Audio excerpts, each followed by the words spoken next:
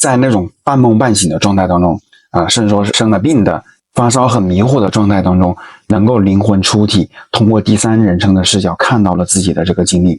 然后这次我想再说更具体一点的，因为我只是经历过了一次但是我的那位朋友呢，他是现在是完全可以达到随时只要是在睡梦的状态当中随时出体，想出就出的那种状态。而且就是每一次出体完之后，他都是精神非常的那个，就相当于满血复活精神100倍的那种状态。他在高中的时候第一次经历了这种体验的，一开始特别恐惧，特别害怕就是感觉是不是自己要死了但是后来呢机缘巧合的读大学的时候，他通过看了有几本书，第一本就是叫做控梦师，是一位日本作家写的然后还有再就是道家里面的吕洞宾那个书名我搞忘记了，下次我可以说一些具体一点的。对，就是通过这几本书的一些刻意的练习嘛，最后达到那种效果。而且他在看那几本书，然后在接触到那些方法的时候那段时间的状态是基本上2天只睡2-3个小时，就是像一块干燥的海绵，拼命的去吮吸知识的汪洋，最后以至于达到了现在这种随时想出就出的这种状态。对，然后他也跟我描述了，就是在出体之后嘛，我们要知道，就是所有的物质它都是由振动的能量组成的现在物理超弦理论也是这么说嘛，灵魂一出窍之后是可以达到穿墙的这种状态的，不需要往门这边走，直接通过屋顶穿墙，然后就可以到上面的世界去了。好，因为只要2个物质它的那个频率相契合的话，它是可以穿透的，但是他肉身还是很安全的躺在床上。他也跟我说过，他说他看到的就是像那些其他就是另一个世界有很多的那些你可以叫他灵性或者叫他人，然后看到另一个世界的很多人，你可以说他幽灵吧或者说天使，或者说灵性，或者说鬼魂都行。好那基本上是目前为止从来没有一次跟他们对话的经历的。就好比说我们坐地铁，或者说我们走在街上嘛，看到有很多路人甲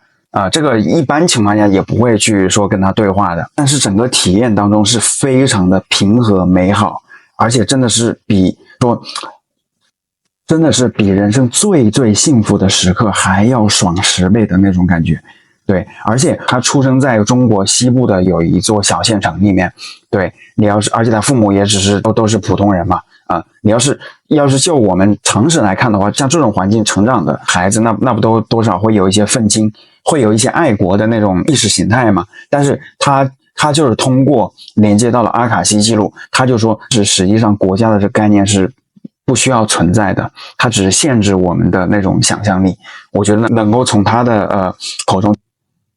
听到这么高频的这种表述的话，我真的是感觉到非常的欣慰。对，因为你看，就像在中国明清的时候嘛，东南亚不是有很多华人嘛，什么印尼马六甲那边他们是从来都没有过我们都是中国人的这种意识形态的，而是想到你是潮汕人，我是福州人你又是客家人，我是广东人，你是浙江人，然后互相之间械斗撕逼很多的，这不就是跟现在的这种状态一样吗？你是中国人，我是美国人，他是德国人，你是日本人，然后各种制造分离，但是我们都没有那种，其实我们大家都是地球人的状态其实我们都是在地球村里面就是相当于在一条船上，虽然是不同的船舱吧，但是我们都是生死存亡与共的。对，海奥华预言里面也提到了嘛，这个星球上就是200多个家族控制全人类80%的财富。因为我们其实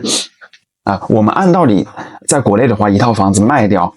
其实那个钱只要不拿去创业投资，或者说拿去赌博乱花掉，那个收入的话，其实足够我们一辈子躺平了但是就是因为各种外在的分离、攀比、虚荣，它会让我们所有的人都不断的像蚂蚁一样拼命的努力去勤奋去工作，然后为资本家去挣钱。对，而且你也知道了，就是这个世界上绝大多数国家它的那些央行都不是公立的。而且我一开始以为我们中华民族中国的这个政府应该是脱离于西方之外的。好，非常感谢下一期的视频我会再提到我另外2位朋友他通过这个出体体验看到了一种超高维度的存在，以及看到了蜥蜴人的这么一个经历。濒死体验的经历。好，订阅支持一下吧，非常感谢。